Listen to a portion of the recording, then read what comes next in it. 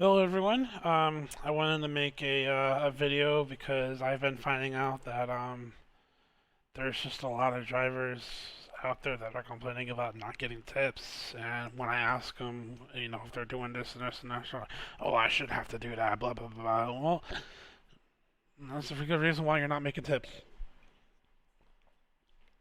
So I made a list of the top 5 things that every driver can do um, that will help you in your test. One of them, not every driver can do, but the other four definitely. Starting off with the one thing that every driver should have, no matter what you're driving, no matter what ride type you're doing, is having charging cables. I am just shocked, and I'm in disbelief that there are still drivers out there who do not have charging cables in their car. Um, it should be common practice. If you don't have charging cables in your car, don't complain about why you're not getting tips. Just get charging cables, please. Now, there's 2 different ways that you can do this.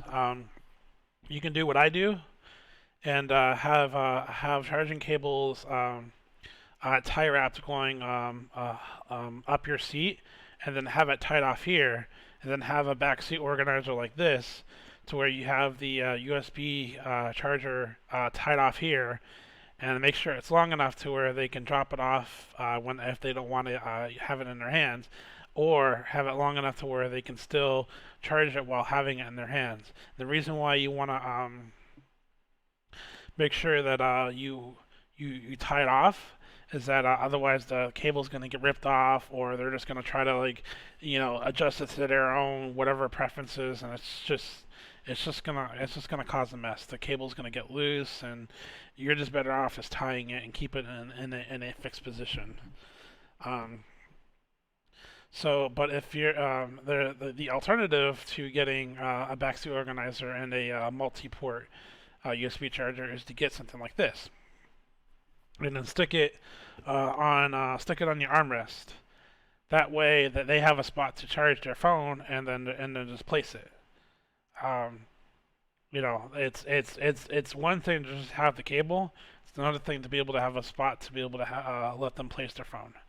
Um, just remember that make it a habit, make it a mental habit every single time to make sure that they check for their phones, because you don't want to run a situation where they leave their phone and you gotta, you know, either just dump it or to go out of your way and return it, and then you're only making $15. It's not worth it. But this is by far the number one way to get tips. I get people all the time getting into my vehicle and be like, "Oh wow, you got charging cables. I haven't gotten in a vehicle at all this month, and none of them had charging cables." I'm like, "It should be common practice here," but apparently it's not. So um, if you're not going to do anything else on this list, at least do the first one. Second most important one, know your area. Know the events going on in the area. Know any teams, sporting teams that are going by. Know good places to eat. Anything else in the area that would be worthy of someone that's visiting to know. Um, whether it's, oh, hey, where do I get some good pizza? Oh, hey, where can I go on a boat tour? Hey, I really want to go see, like a basketball game. Where can I go for that? Knowing this information and knowing where these areas are will definitely help in getting tips. Because it shows that you're knowledgeable of the area, and you're prepared enough to be able to answer these what I would consider to be most common questions that riders will ask you. Um, Number 3, speak only when spoken to after the initial greet. So what this is, what I'm referring to is this: after after you get in the car and you confirm that they're the right rider, and say hi, how you doing, how's your day. After all that, Um, unless they start a conversation with you, just keep it quiet. There's a good number of people out there who just don't want to talk, and a lot of the times when they do respond to you, they will, they'll be less than comfortable in doing so. Um, Now, if they ask you a question and you're comfortable in answering it, go ahead and answer it, but be precise. Don't get into a story where your response takes up the entire trip duration of the ride. Don't do that. And, answer it as quick as precise as they can, and and then that's it. And if they ask another question, or you know if once you get to the point where you can kind of know the vibe of somebody, and then you can talk. If they're free to, or nice and friendly, want to talk, go ahead and have a talk with them. But until you get to the point where you can know whether that kind of person or not, just stick to the rule of speak when only I'm spoken to, and you cannot go wrong. Um, so I'm gonna skip to number five and make number four the last. Number five. Please don't be that person that's blasting obnoxious gangster rap music. Like I don't care if you're at UberX only doing $2 rides. Just don't do it. You're gonna make so many people uncomfortable. I don't care if it's your ride, your vehicle. No, it's not your ride. You're providing a service to somebody, and your job is to make them as comfortable as possible, no matter what ride type that you're doing. And the number one way to make them uncomfortable is blasting obnoxious music to where that only you like it. Now, if they're like, "Oh, hey, can you play this?" By all means, do it.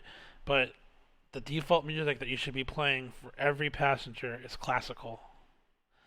Um, Ever since I've been doing this, I've maybe out of like the last 2 to 300 rides I've done, I've had maybe one or two people be like, "Hey, can you play something else?"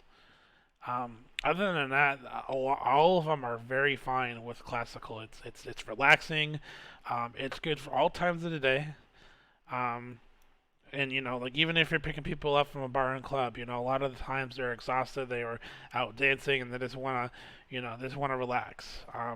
Now if you're picking up people and they're rowdy and whatever, just I would just mute it. Just mute the classical music at that point, and if they're like, hey, can you play this, and just let give them the option to be able to play something. And you know, which means that you should get a Spotify account. It's $10 a month. It's necessary. And lastly, be unique. The number one way to get tips is to do something that other people are not doing. Don't expect to get tips at the level that I'm getting them. Don't expect to get tips at the level that Uber Jeep AZ is doing it, because he's driving around in a Jeep and a BMW, um, doing a lot of the times regular Uber rides. So he definitely does well for himself in Arizona. So shout outs to him. Um, but what I do is very unique. There's no one else in Chicago that has a wrapped vehicle doing rideshare. I mean, if you're being picked up from a club and you see this, you're like, oh my god, this vehicle is fucking crazy looking. I have the body wrapped in matte black, the wheels, the grill, and the top is all gloss black. I get compliments all day, every day, no matter what time of the day. I mean, come on, look at this. It's absolutely sexy. And the roof, as I said, as well as gloss black. And then I got the full Panameric moonroof. I get lots of compliments on that as well, especially if I'm driving during the day. Like, oh wow, I could see everything in here, and you know, it, that's my niche, being unique.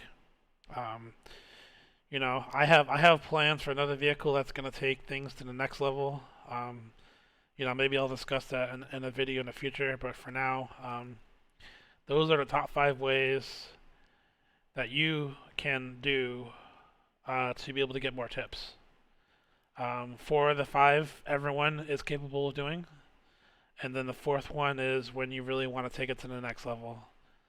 And so yeah, if you have any comments, questions, just leave it down below, and I always respond to every comment.